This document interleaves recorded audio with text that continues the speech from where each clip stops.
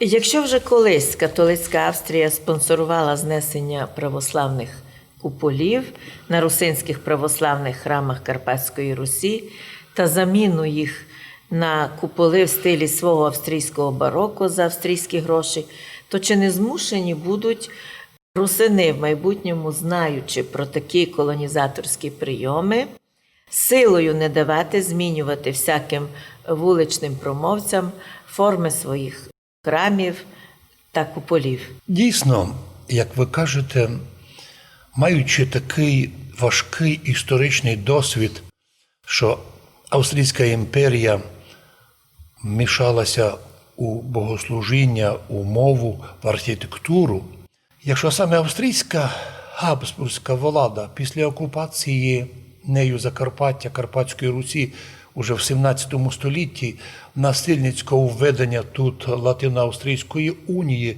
уже спонсорувала знесення православних куполів на русинських православних храмах Карпатської Русі та заміну їх на куполи в стилі свого австрійського бароко, но, безумовно, за австрійські гроші, то, як виявляється, з історії нічого нового наші гості на форумі і не запропонували.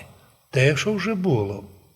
Закликаючи змінити і сьогодні в Закарпатті русинські православні Луківки на щось інше. І головне, знову за гроші держави, а форми куполів, напевно, знову пропонуватимуть австрійсько-уніатсько-католицькі.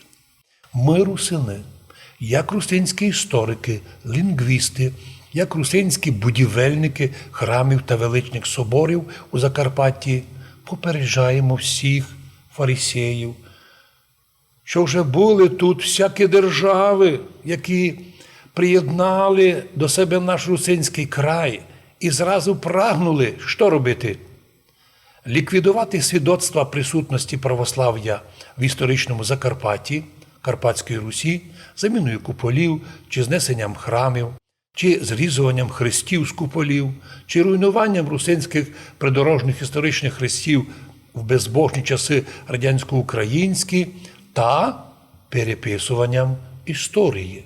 Як ми вже говорили, наші пани на форумі, один із них так і сказав: не дати закарпатцям, русинам і жителям Закарпаття написати самим історію. Київ має написати Закарпаттю історію.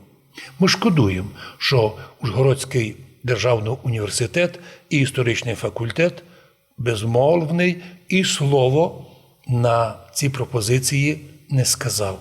Можливо, ще скаже. Але невже хоче в цю безславну чергу, австрійську чергу, стати і нинішня незалежна Україна, коли буде прислухатися до таких низькоінтелектуальних порад різних нечеканих, небажаних і некликаних гостей у наш край? Ми любимо всіх, приходіть до нас, але перестаньте нас вчити.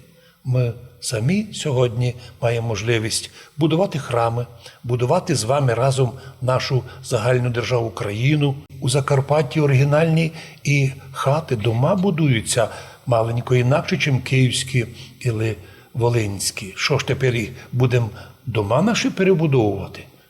Прийміть нас такими, як ми. Ми одна сім'я. Просимо усіх пам'ятати. Перед законом ми всі рівні і просимо вважати всі наші права, особливо церковні, духовні. Бо Закарпаття дійсно, як той пан прийшов 500 кілометрів і був дуже здивований, що тут стільки багато православних храмів. Так би мав бути здивований крайній атеїст і безбожник, а не християнин.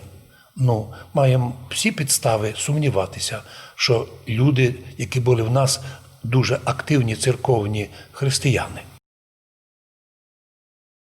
Тим більше, що якщо один з панів припускав, що коли ми відстоюємо свою позицію, то ми обов'язково агенти якихось закордонних спецслужб, ми не будемо також не сумніватися і казати, якими ж агентами вони являються, бо це було б не солідно з нашого боку. Мира і благословіння всім нашим гостям і туристам, які приходять у Закарпаття. І усім попередження, хто хоче нас вчити або міняти нашу мову, міняти нашу національність, міняти куполи храмів, міняти історію. Ми все це вже маємо і заставимо всіх приходьків вчити нашу історію, поважати нашу історію, а ми, в свою чергу, обіцяємо поважати всіх других, любити і поважати історію нашої держави і разом жити у славу Господню. Бо усі ми колись станемо перед Господом. На цьому розмова на таку важливу і гостру тему закінчена. Передача недосказаної завершена. Будьте здорові! Будьте здорові, з Богом святим!